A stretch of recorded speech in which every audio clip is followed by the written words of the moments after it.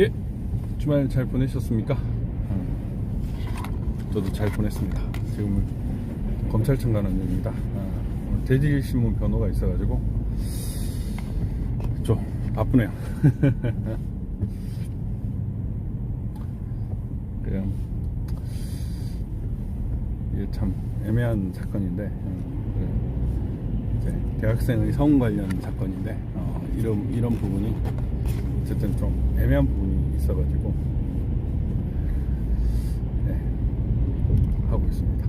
박을재님, 의병님, 해피바이러스님, 써니맘님, 지금 한 분도 보이는데 해피바이러스님이구나. 민들레님, 박소정 인테리어님. 아무튼 운전에 집중해야 돼서 조금 있다가 10시인가요? 10시에 저기 대구에 대구 지방법원 앞에서 아마 기자회견이 있을 겁니다. 방역 패스 취소 소송 및 집행 정지 신청을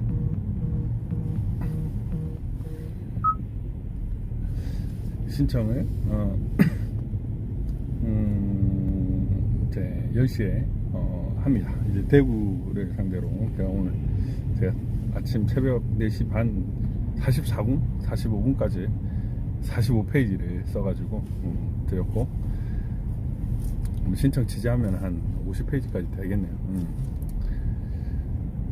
어쨌든 대구시에는 전면 취소를 주장할 겁니다. 방역 패스 전면 취소와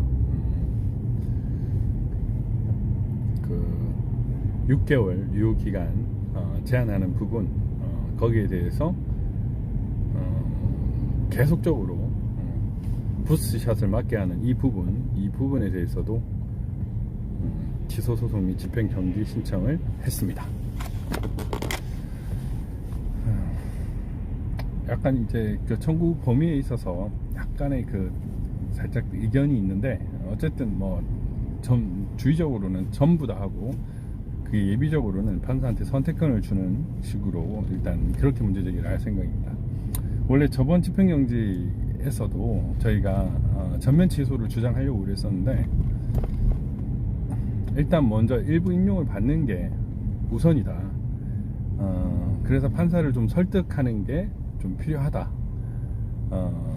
그래서 좀 범위를 줄였는데 판사는 더 줄여버렸죠.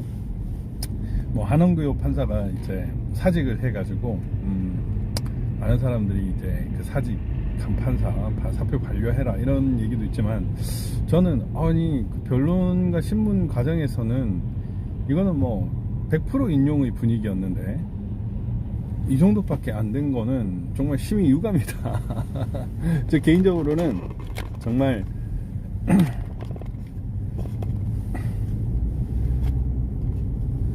정말 유감이다 이렇게 판단할 수밖에 없어요. 그래서 외압의 구란 판사인가 이런 식으로 그런 마음까지 들어줄 정도여서. 근데 이게 또 어떤 판사는 이제 청구 기각을 판결을 했기 때문에 결과론적으로 이게 좀 다른 측면이 있는데,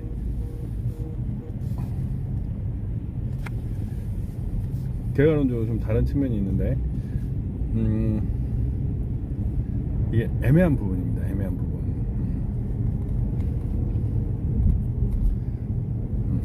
박주현의 진실에 오신 것을 환영합니다. 그래서 근데 이게 사실 결론이 달라지는 건요, 공방이 있을 때 공격을 잘하고 방어를 잘하고 이런 차이도 있거든요. 아무렇게나 소장을 낸다고 해서 다 들어줄 수는 없어요, 판사가. 거기에 대한 포인트에 대해서 입증을 해야 되고, 소명을 해서 그 소명 자료가 타당하다는 판단이 있으면 그걸 바탕으로 이제 재판부가 네 말이 맞다 이렇게 해서 받아주는 것이지, 그냥 무작정 이게 되는 게 아니거든요. 그건 너무 당연한 겁니다. 그래서 엇갈린 판결의 결론은 변호사의 차이일 수도 있는 것이고, 이제 주장을 어떻게 했느냐에 따라서 달라질 수도 있기 때문에 그것만 가지고 판사 성향을 문제 삼을 수는 없었습니다. 근데 분명한 것은 저희 변론 신문 과정에서는 100% 인용의 분위기였다, 이 말씀을 꼭 드리고 싶어요. 네, 안전운전, 네, 충성.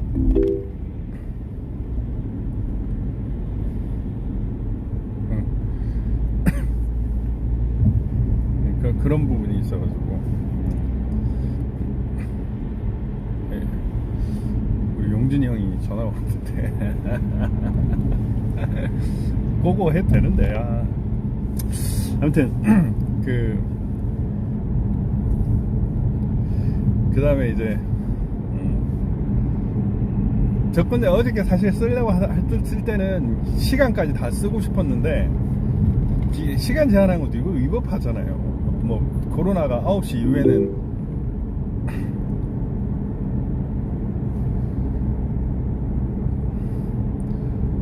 그렇게 발전을 해야 되니까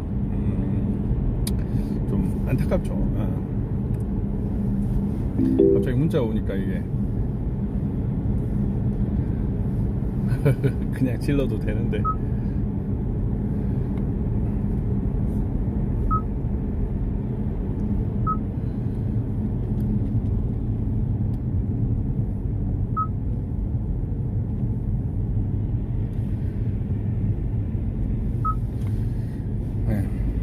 또 방송 중에는 이게 또 전화를 하기가 좀 어려워서 그러네요. 26일 날 수요일이군요. 오후 2시 35분이죠. 1시간 정도 또 토론 배틀이 있을 텐데, 1시간 가지고 될지 모르겠어요. 한 2-3시간은 돼야 될 텐데, 그것도 열심히 시청해 주십시오. 그렇게 하면 좀 좋을 것 같고, 어쨌든 변호사의 실력도 정말 중요한 부분입니다. 열정만 있으면은 힘듭니다. 똑똑해야 돼요. 세상에 제일 힘든 사람이 부지런하고 멍게죠. 멍청한데 게으른 사람. 멍부죠. 멍부. 주변 사람 다 힘들게 만드는 되게 중요한 겁니다. 뭐라고 열심히 하는데 뭐라 할 수도 없고 그런 사람도 있어요. 네, 일단 대구에는 그런 식으로 일단 얘기를 했고요. 그 다음에 이제 또 중요한 거, 지금 이제 손정민 사건과 관련해서 많은 사람들이 조금씩 문의를 주기 시작했는데, 이제 손정민 사건에 대한 수사를 다 이제 불기소 처분을 내리니까 얘들이 이제 그걸 가지고 이제 모욕하고 명예훼손으로 고소를 이제 수사를 하고 있습니다. 그동안 좀 굼뜨다가 얘들이 지금 어떤 식으로 사건이 덮여졌고 이게 좀 약간 물 흐르듯이 흘렀다라고 생각을 했는지 이제 모욕하고 명예훼손으로 고소를 진행을 하고 있어요. 각 경찰서에서 이제 그 동석자에 대해서 타살 의혹이나 문제점을 지적한 사람들에 대해서 지금 이제 소환을 지금 계속 하고 있는데, 제가 일부 좀 상담을 하다 보니까 이거 한번 지침을 좀 말씀을 드려야 될 것 같아서, 일단 소환 조사가 오면은 일단 상대방 고소장을 한번 살펴볼 필요가 있습니다. 아마 고소장은 전부 다 똑같을 거예요. 다 똑같은데 그 이제 범죄 일람표, 범죄 사실 부분만 이제 시점하고 장소, 뭐 네이버 게시판 뭐 이런 데겠죠. 댓글에 그런 것만 바꿔 끼웠을 겁니다. 제가 옛날에 한 150명을 고소를 해봐서 알아요. 다 한 장 한 장 이렇게 나눠 갖고 해야 되거든요. 근데 제가 이제 사건을 보다 보니까 뭐 일부는 모욕의 여지도 있고 뭐 명예훼손의 여지도 있는 것들도 있는데, 전혀 그렇지 못한 경우에도 이 고소를 제기하면서 상대방을 두려움에 떨게 하고 합의를 요구하는 경우가 있습니다. 그래서 일단은 제일 먼저 이제 소환 조사가 오면 정보공개 청구를 해서 고소장을 받아보시고요. 고소장 받아보신 다음에 그 고소장에 자기의 범죄 사실을 살펴보셔야 됩니다. 그러니까 보시면은 좀 어이가 없는 것들도 있을 거예요. 그럼 그런 경우에 상대방 그쪽 로펌이나 한번 전화를 해보세요. 그래서 어떻게 해야 되냐 이러면 돈을 요구할 겁니다. 그런 것들 다 녹취를 해가지고 제가 안 되는 부분이 명백한 경우에는 그 사람들 상대로 공갈로 고소를 하세요. 공갈로 고소를 하시고 그 다음에 명예훼손과 모욕 부분도, 예를 들면 신발놈 이런 것들은 모욕이 안 돼요. 왜냐면 신발을 들고 간 사람, 신발을 버린 사람이 될 수 있기 때문에 모욕이 돼서 씨발놈이 아니란 말이에요. 그 신발놈은 다른 의미가 될 수 있기 때문에 그건 모욕이 될 수가 없습니다.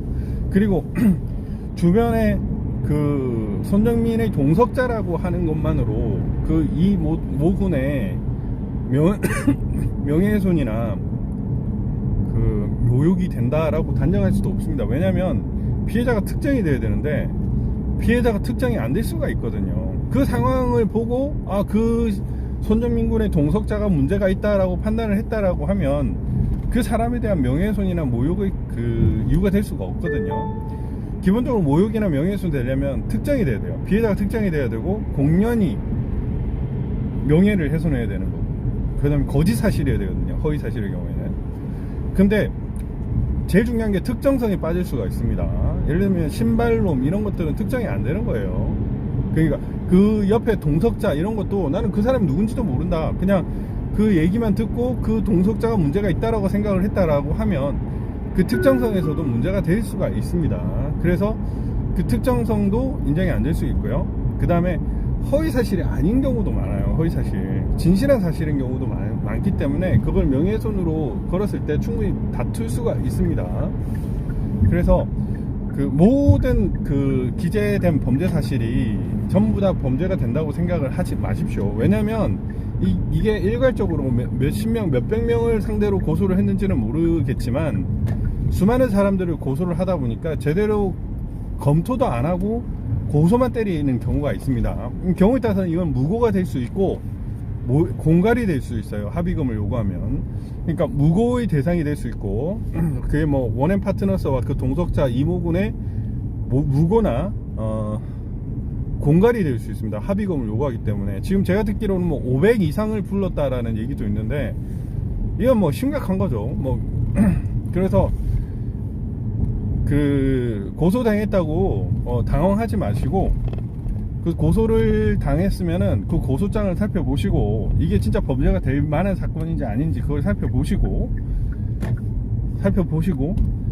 택도 없는데 이게 고소를 해가지고 합의금을 요구한다, 전화를 해보세요. 전화를 해가지고 원앤 파트너스 전화해가지고 좀 어떻게 해야 되냐 이래가지고 돈을 내라고 할 겁니다. 그러면은 그것까지 다 녹취를 하셔가지고, 제가 안 되는 게 명백한 경우에는 그 공갈로 걸어도 돼요. 무고미 공갈.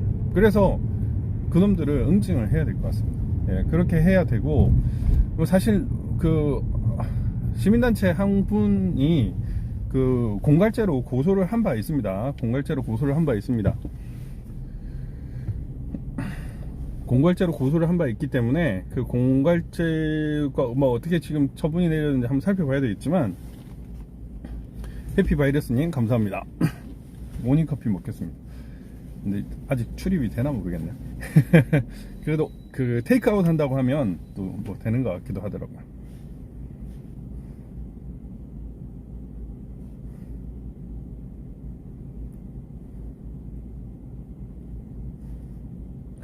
네, 어쨌든 뭐 그런 부분에 대해서 여러분들도 혹시나 고소 당하신 분이 있으시다면 그런 식으로 접근을 해야 돼요. 이게 뭐 고소 당한 분이 다수기 때문에 그 다수가 한번 좀 모여가지고 그렇게 하셔도 될 것 같습니다.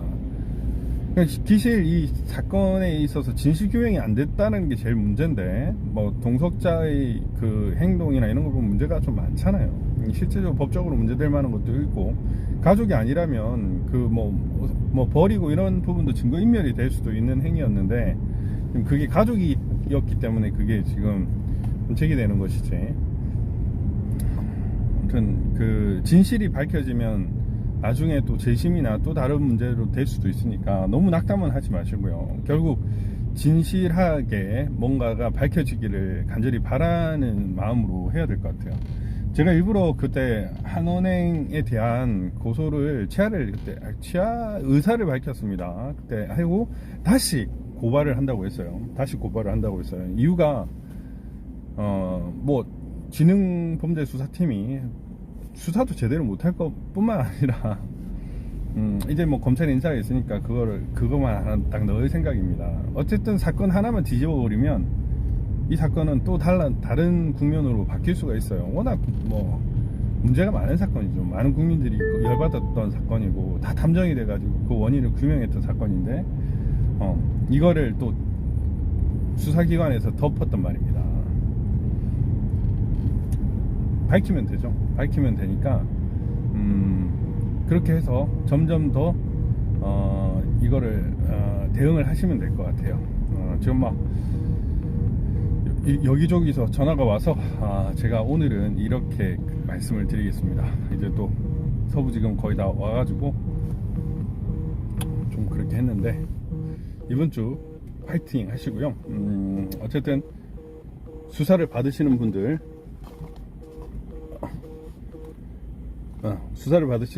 파이팅입니다. 파이팅 하시고 우리 좋은 하루 되십시오. 이번 한 주 파이팅. 예. 또 틈나는 대로 하고 이제 좀 제대로 된 이거 다시 시작을 할 거예요. 다시 시작을 할 거니까 방송이 너무 이제 생짜로 이렇게 켜고 이렇게 한다고 해서 이해를 해주시고요. 박주현 변호사 TV2 구독 좋아요 눌러주십시오. 제 거도요. 예, 여러분 그럼 안녕. 감사합니다.